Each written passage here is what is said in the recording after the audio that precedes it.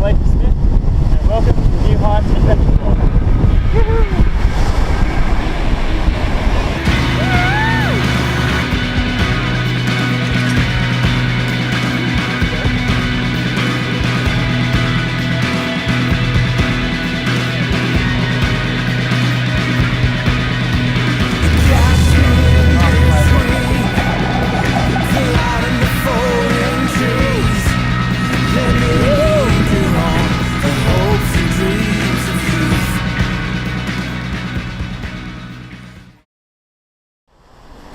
Hey, it's Leighton here for our 4th episode of our New Heights Adventure Vlog.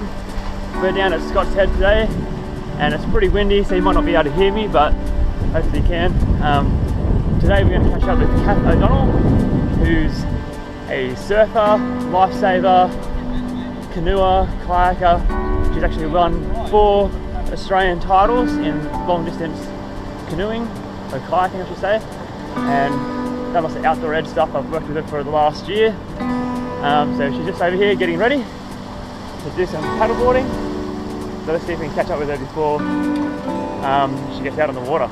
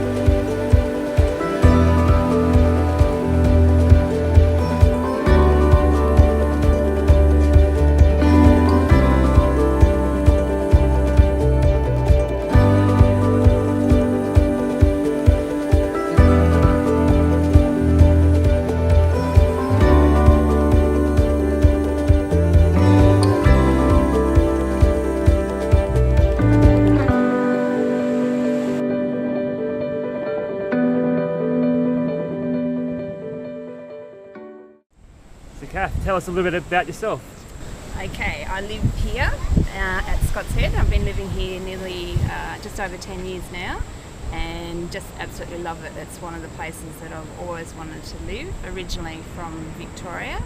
Here I have the beach and I have the river behind me, and I've got the bush as well. So I've got everything that I love about mountain biking, surfing, skiing, just everything, so can't really go wrong here. Cool. And I've got a property, a small property here that I try to be self-sufficient on. I've got bees and I sell my honey locally around town, and chooks and dogs, and just love being here.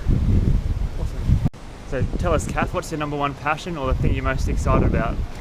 Okay, well, I've got a lot of passions in my life, but my main one at this stage in my life is my family. Just spending quality time with my family and making sure we don't miss out on anything and we do everything together.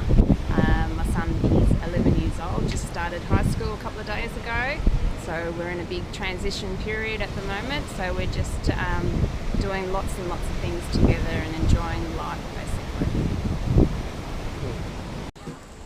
So tell us, Cath, what's your number one most outrageous epic adventure you've been on? Okay, well that one, I had to think about this question, but the most epic adventure I've been on is when I went overseas to Sweden to represent Australia at the World Marathon titles, and that was one part of it. But then after that I spent a few months overseas travelling around, just exploring and doing as much as I could in such a small amount of time, as I had to get back to the real world, back to work.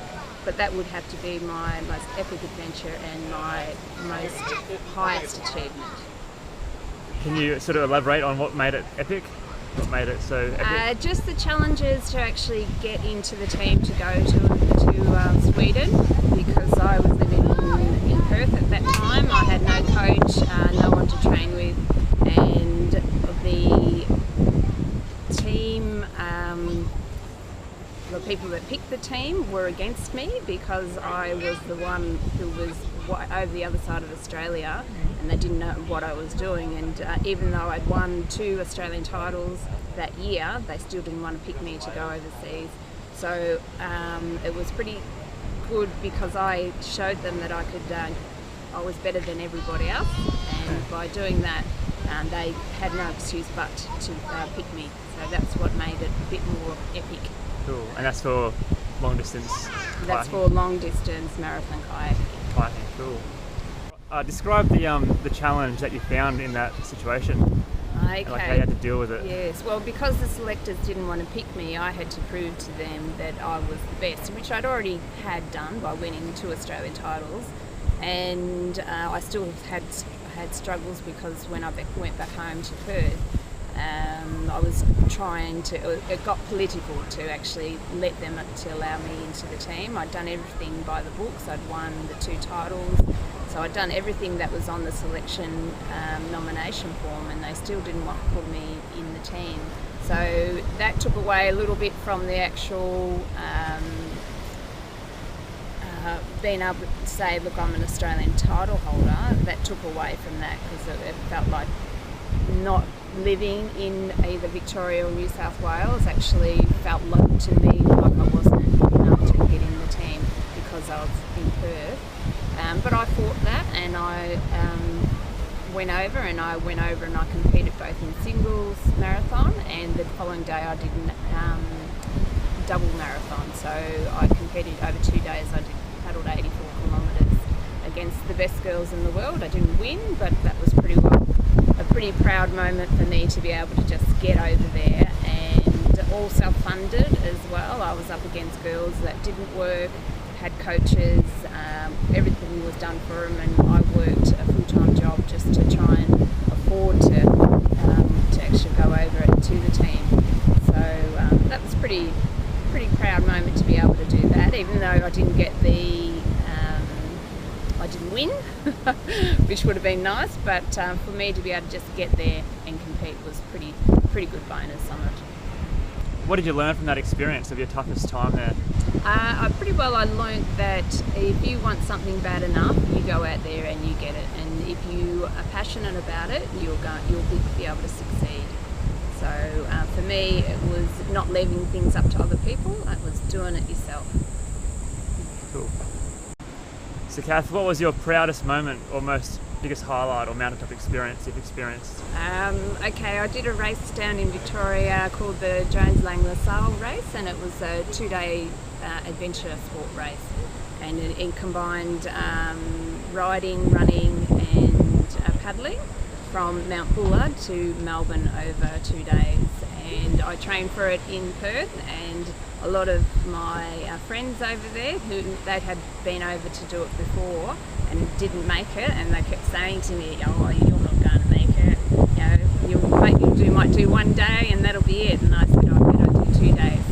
And anyway, I completed the first day, felt fine. I rang him that night, which was on the Saturday night, and I said to him, hey, guess what, I finished the first day and I'm feeling fine. I'll ring you tomorrow night when I'm finished. So I proved them all wrong that I could do it. So for me, if you put your mind to something and you want it badly enough, because a lot of times with adventure racing, when it's endurance sports, it's mind over matter. And if you can do that, you can achieve anything. Cool. How'd you end up going in that event? Yeah, really well. I think I was the 5th girl overall. 5th overall? Yeah.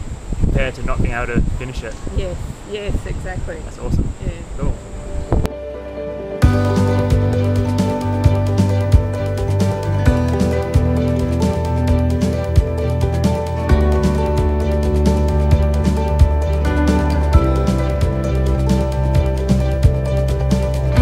Cath, how was it out there? Very windy and very full, so probably about an hour it'll be okay. Well, the waves are a bit warm, so it'll be nice there. Cool. So Cath, what's your connection to the outdoors with like youth work or youth mentoring? Okay, well I first got into youth mentoring and working with underprivileged kids and disabled kids, and a whole wide range of people that needed help. Mainly I used to work in retail, and in retail I was did a lot of training. And from that step, I got out of retail and I decided to start my own personal training outdoor ed business. And from there, I just went on just doing different things, taking people out, whitewater paddling, surfing, skiing, teaching them how to just life skills in general.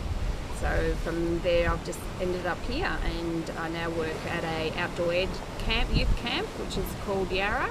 And we have a lot of schools that come through the door, and it's very interesting to see what sort of levels that you get in the same age group, but it's very challenging and very exciting at the same time. So what's your number one talent or skill when it comes to working with kids?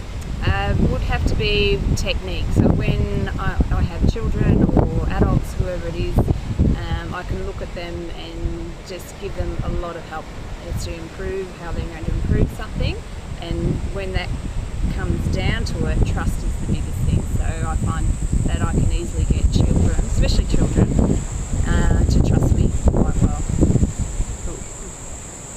So Cath, what was your number one hardest moment or worst decision you've made when it came to working with kids? It would, when I first started my business, because I was a whitewater coach, a lot of schools used to use me to take kids away on camps, and I would always go at the back of the group.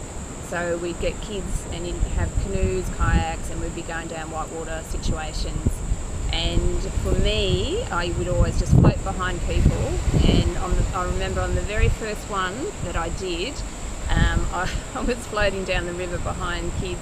Not only was I picking up kids, but I was picking up clothes, whatever else fell out of their kayaks as they capsized down the river. So after, on the second time I did, I made sure that kids had all their stuff tied into their kayaks properly.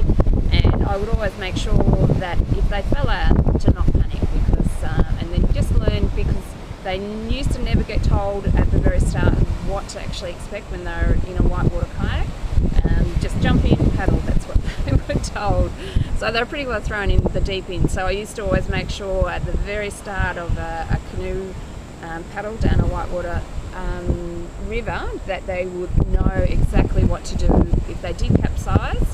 They always wore life jackets and they always wore helmets, of course, but that mental stability as they're floating down the river could always be very challenging, trying to calm kids down that's screaming and yelling, thinking that they're going to drown or they're going to go over like a 10-foot rapid or something like that.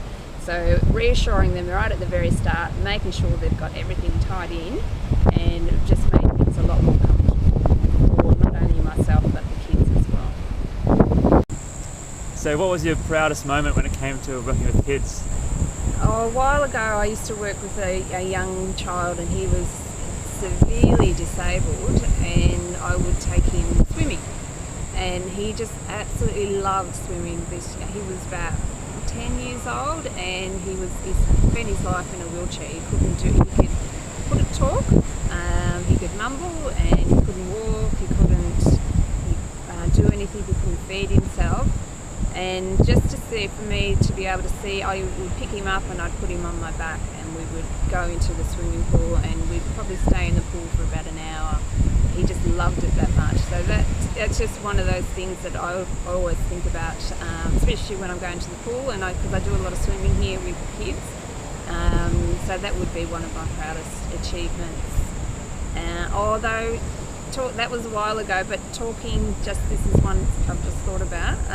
Recently I've just developed a program for the local surf club here in conjunction with our local school, and this program is a Waves program, and it's all about surf awareness for young children. And I got the school principal involved in it because, being down the beach here all the time, I'd see kids down in the water unsupervised and not being able to swim. And you'd think when you live on a small coastal town that we should be able to swim, but the reality is that they don't know how to swim. So I developed a program for the school, and with the surf club we ran it, and it won an award in New South Wales for a self-development program through New South Wales Surf Life Saving, and we won a award for New South Wales, and we missed out on winning the Australian award. It went to a surf club down in Sydney that was self-funded, and they won the award. So for me to be able to win the New South Wales award was pretty good because it was all volunteer basis,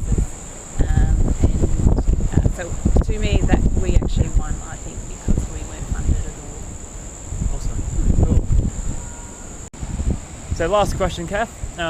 What's your final parting advice for myself starting a mentoring business and anyone else out here that watches it? Some advice to them as well. Well, the best advice I can give is to make sure you do your homework, go out there, work out what is available for you, at least funding wise, and also work out what is needed in your community, whether it's this community here or elsewhere, and just go out there and just do it and do your best, and if you're passionate about it, you will be fine. So just being organised. Cool. Well, that's our 4th episode. It's been a good place down at the beach, and yeah, can't ask for a better spot. So Perfect. see you next time. Thanks for watching. Thanks, Cath.